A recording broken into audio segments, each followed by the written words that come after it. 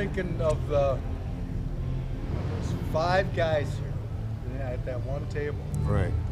And I'm guessing between those 5 guys, there's probably 200 years. I was at it a little faster. Yeah. Over 200 years of solid musicianship. Yeah. Right. Yeah. That's how I don't know if Randy you caught and it or I not. became such great friends. Is when he came back to start touring with Jim. It's just green as could be. He didn't have any place to live or anything. Jim says, "Oh, well, you can move in with Bob and Robin." No kidding. That sounds like So he did, like the next day. And he lived with us for a couple of years. No kidding. Yeah. Oh, I look forward to meeting Randy. I really do.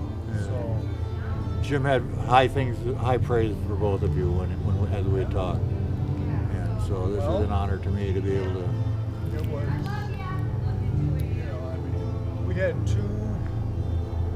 Come on up. We had 2 Hey, come on up, relationships Randy. that were, Well, yeah, but we're just talking about Jimmy, so our relationships were. you don't have to be on camera. We can still put little digs in at him. We're just, we're quite different than a whole lot of Jim's friends. Well, he was just telling me about when you two first met. Yeah, well, I moved in with Bob and Robin, and Casey was 1 year old or newborn, and we lived around the corner from Post. Right. Yeah. It's a whole new world. It wasn't it though? Yeah, he was a wonderful man. The artwork?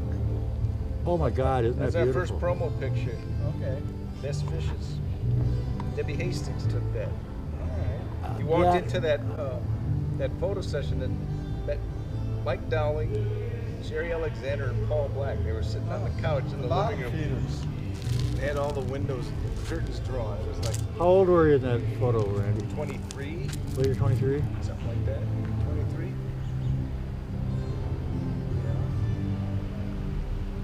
So, 20.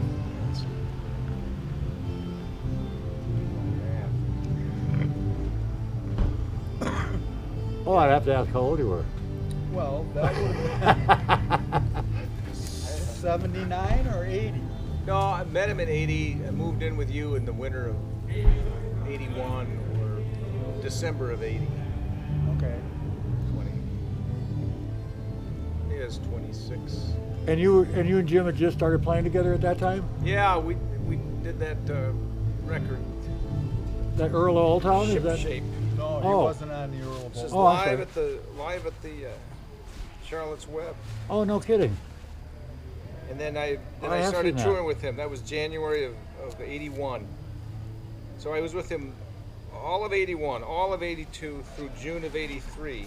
And my first album came out, and then I started doing my own gigs, and he started doing gigs on his own, and we still played a lot of gigs together. but Oh, yeah. It wasn't like full time. My name is Richard Penny, aka I know where you Penny. live. Yeah, or we can meet in Madison I'm here for today lunch, to whatever. honor Jim Anytime. Post, who is a friend of over 50 years, 48, something like that. May I ask, how I was met your... Randy and Jim at the same time. Ended up producing an album with Jim and Randy and Courtney Siegel. Oh, what's the album? Ship Shape. Ship Shape. Okay, Randy just pulled in. He's got the actual vinyl with him. Yeah. That was wonderful to see. Yeah, and Jim. It's good to talk to you. Thank you. I'll talk forward to talking to you more. Jim recorded 2 of my songs, and we became really close friends for years and years and years. He was a fearless entertainer. A lot of us, I'm like a solo singer-songwriter type. I would never move more than 6 inches from the mic ever. If I could have been teleported to the mic and not have to walk across the stage, I would have done that. But Jim was absolutely fearless about everything that he did. He knew what he was about to do in his head, even if it had only been 10 seconds of thought, was going to work in front of an audience. wonderful to watch him. He was a natural performer. He really And was. I, over the years, I managed to move 8 inches away from the mic. I was talking to Jim one day on August 31st. He called me. I was in the grocery store, and I couldn't talk. I said, I'll come home and I'll call you. And I did, and he answered the phone, just real chipper and everything. Hey, Richard, how are you? That's great. And then he stopped and said, I gotta go. I feel like I've been run over by a truck. And that was the heart of it. And I said goodbye, and sat there for a long time. I didn't know that was the last time I did get to say goodbye, but it was the last time that I spoke to him. I tried getting a hold of him, but as per usual, his voicemail box was full, and he had no clue as to how to empty it.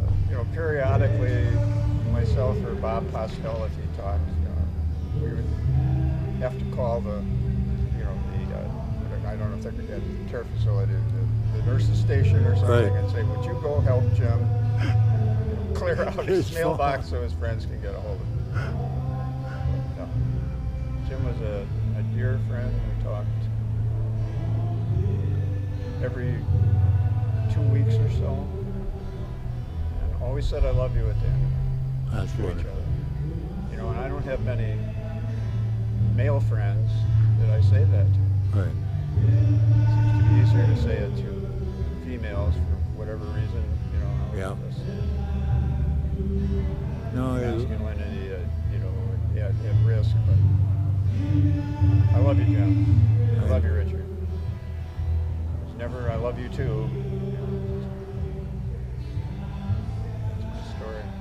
He's wonderful. It was a lot of wonderful memories with the man. It's,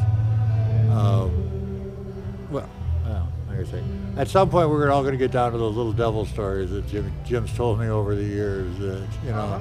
But I think They're that all true. I, Unfortunately, you think these stories are made up, and then so were you there then for? somebody corroborates it, like Richard corroborated the Pavarotti story again. Right. Yeah. Yeah, you tell those stories and you almost shake your head that. Yeah. No, in his senior years, like I say, I've only known Jim probably for the last 15 years or so. So, I met a different Jim than was around in '68 or around in '78 or '88. Yeah, there were different Jims. Yeah, and I'm really glad I got to meet the calm down Jimmy. So I wrote these two songs, two genuinely sweet love songs. Most of my songs are dark, poetic, whatever, hard to understand. Metaphors, ironic, blah, blah. Oh, I'd love to hear them sometime. Well, so Jim, the two love songs that I wrote, Jim picked out to put on his Crooner from Outer Space album. Oh, okay. And he knew my future ex-wife, and we were all good friends. And Jim would say of those songs, he said, "Boy, Richard, you must have loved Barbara so much to write those songs, and she must be just an incredible woman." And we got divorced, and then Jim took that statement a little bit too far and started trying to fix her up with his friends. Oh, God. Thank you, Jim. I got a kick out of that. Of course, I heard it. I heard that story after the acrimony period of our relationship had passed. Okay, We were, man. real close friends again. There you go. It didn't threaten it at all. But that's Yeah. the way Jim. Leave it to Jim. So where'd you come down from, or up from? Where do you call home? I live in Milwaukee. Oh, in Milwaukee. Oh, okay. Yeah, I lived in Milwaukee. All your life, or? Well, you were in Madison, Well, and there are too many places to recount, Oh, but okay.